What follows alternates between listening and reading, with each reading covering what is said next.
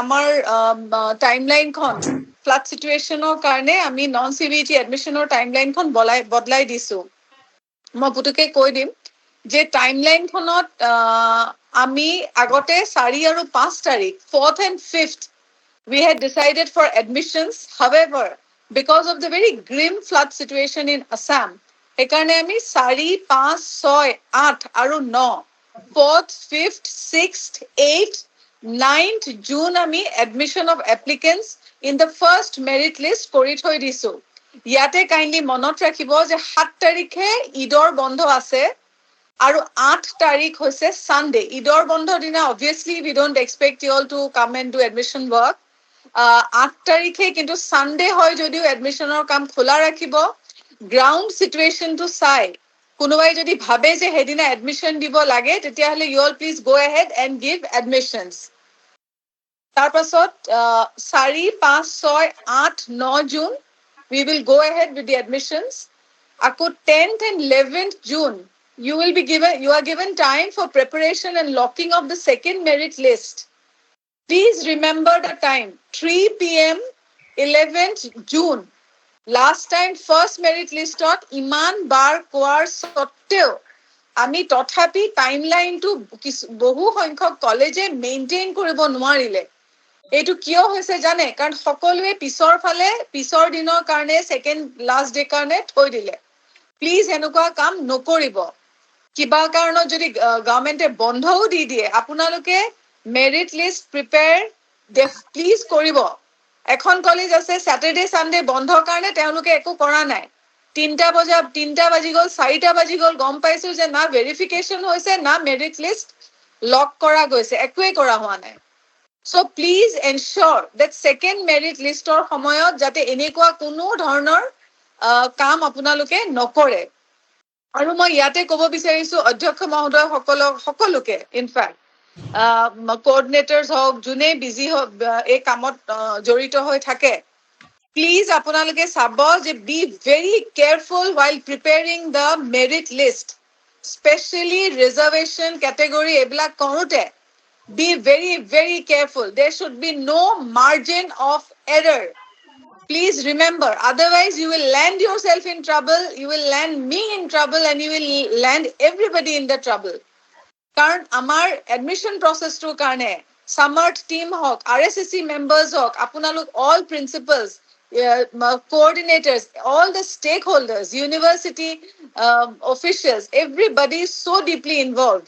Amar DHE staffৰ মানুহবোৰ সকলোবোৰ তাৰ পাছত যদি কিবা এজন দুজনৰ ভুলৰ কাৰণে যদি আমাৰ গোটেই এডমিশ্যন প্ৰসেসটো মানুহে মেলাইন কৰিবলৈ হাহ পায় বা বেয়াকে নিউজত দিয়ে বা পেপাৰত মিডিয়া দিয়ে, then it will be a very, very sad thing to happen.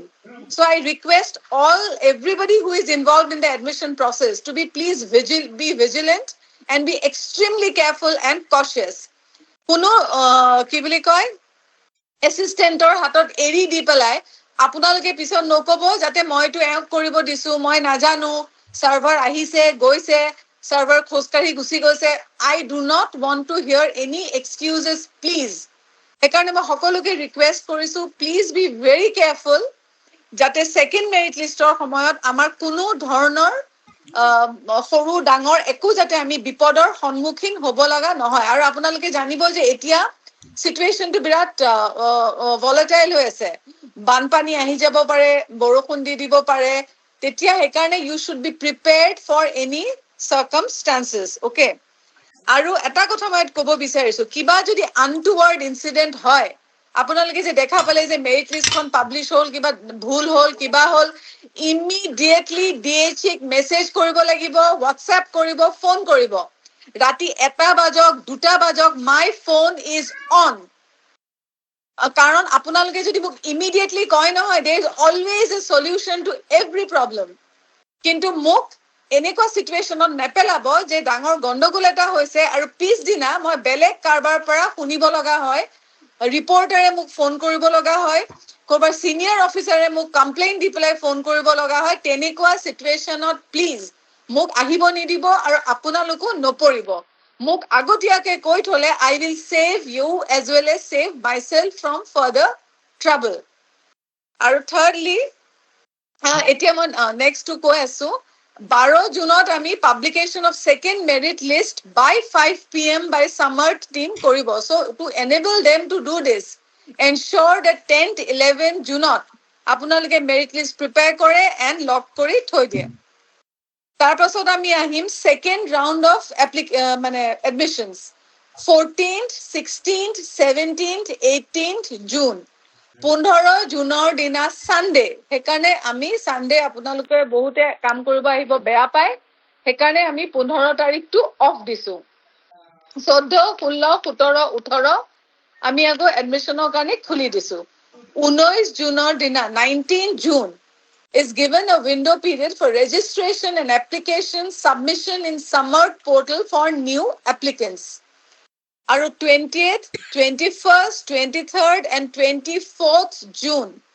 are the dates for spot admission আপোনালোকে বহুতে ভাবিব পাৰে যে বাইদেউ এবাৰ ইমান দীঘলীয়া কৰি কিয় দিলে মই দীঘলীয়া কৰি কিয় দিছো তাৰ কাৰণে there is a reason flood কেতিয়া আহে কেনেকে আহে ক'ত মাথাউৰি ভাঙি যায় we are not sure this situation is unpredictable সেইকাৰণে ইচ্ছাকে বেছিকে ডেট দি দিছো সময় ভৰাই দিছো যাতে আপোনালোক আকৌ মই পিছত ৰিভিজন কৰিব লগা নহয় সেইকাৰণে please adhere to the timeline আৰু যিখন notification ওলাইছে তাত very clearly I have mentioned one thing that any deserving student whose name has appeared in any of the merit list, that is merit list 1 or merit list 2, but they could not take admission on account of the flood situation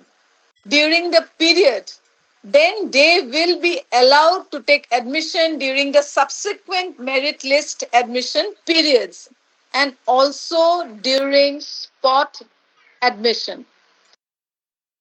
যিবোৰ জেগাত বানপানী হোৱা নাই য'ত আমি একদম সুন্দৰকৈ বহি কাম কৰি আছো আমাৰ কাৰণে এইটো পাৰসিভ কৰিবলৈ বহুত মানে ইজি মানে আমাৰ কাৰণে it is very difficult to perceive যে বানপানীত আক্ৰান্ত হোৱা মানুহসকলৰ কিমান বেছি দিগদাৰ হয় আমি ভাবোচোন নিজৰ ঘৰত যদি এতিয়া আঁঠুলৈকে মোৰ পানী সোমাই আহে নহয় তেতিয়া মোৰ কি অৱস্থা হ'ব মই সঁচাকে মানে পানীত হাঁহ নচৰা অৱস্থা হ'ব মোৰ I will not know what to do so all we can do now in this difficult period is show some empathy সেইকাৰণে আপোনালোকে বহুতে চাগে ভাবিছে এই আমাৰ ফালেতো বানপানী নাই ইমান দীঘলীয়া টাইম দিলে এডমিশন প্ৰচেছটো দীঘল হ'ল I kindly request all of you please do not think like that I know that all of you are very empathetic I know that you all are very understanding and I expect that all of you will kindly cooperate with whatever has been mentioned. Etia jodi kono student e first merit list ot kiba karonot jodi ahibo noare tetia hole e first merit list or admission period to 4 5 6 8 9 kiba karone jodi ahibo noare তেতিয়া আমি তেওঁলোকক second merit লিষ্টৰ পিৰিয়ডটোত accommodate কৰিব পাৰিব লাগিব আৰু যদি আমি সেকেন্ড মেৰিট লিষ্টটো একমোডেট কৰিব নোৱাৰো then we will try to accommodate them in the spot admission period this decision has been taken at the highest level and we will all comply and adhere to this I will tell you one thing. Nothing is rigid in government. Nothing is sacrosanct in government except the welfare of the people. Etia amar students, any student of Assam who is eligible to get admitted to any college will be given ample opportunity to go ahead and participate in the admission process. Even if a situation arises যে অকল গুটে অসমত বলে পাঁচটা লৰা ছোৱালীয়েহে বানপানীৰ কাৰণে ওলাই আহি এডমিশন ৰব নোৱাৰিলে we will still give opportunity to that 5 people all colleges will wait and give opportunity to those 5 students because they deserve it so this is what I had to say if any of you have any doubts if any of you seek any clarifications then after this deliberation is over then please feel free to talk to me. I am here to talk to you and to listen to you.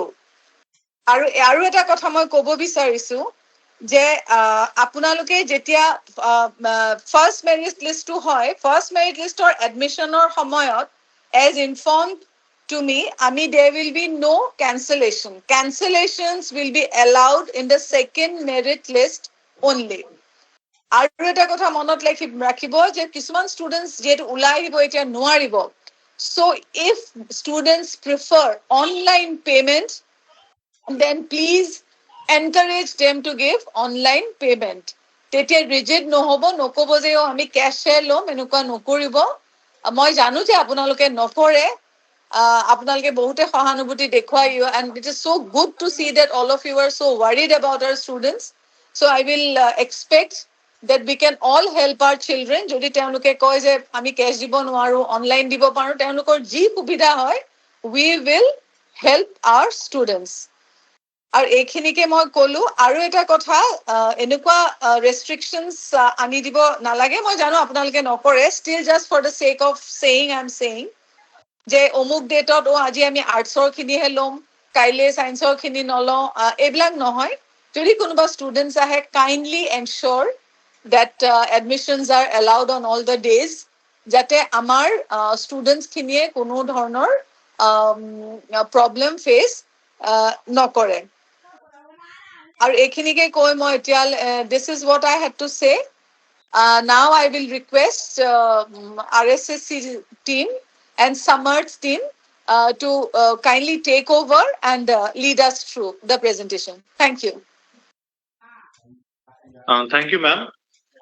So I request Mohsin, without much further ado, Mohsin, you can kindly give us a presentation on the entire process of granting admissions now that the admission offers have gone. So after that, what would be the processes of granting admission?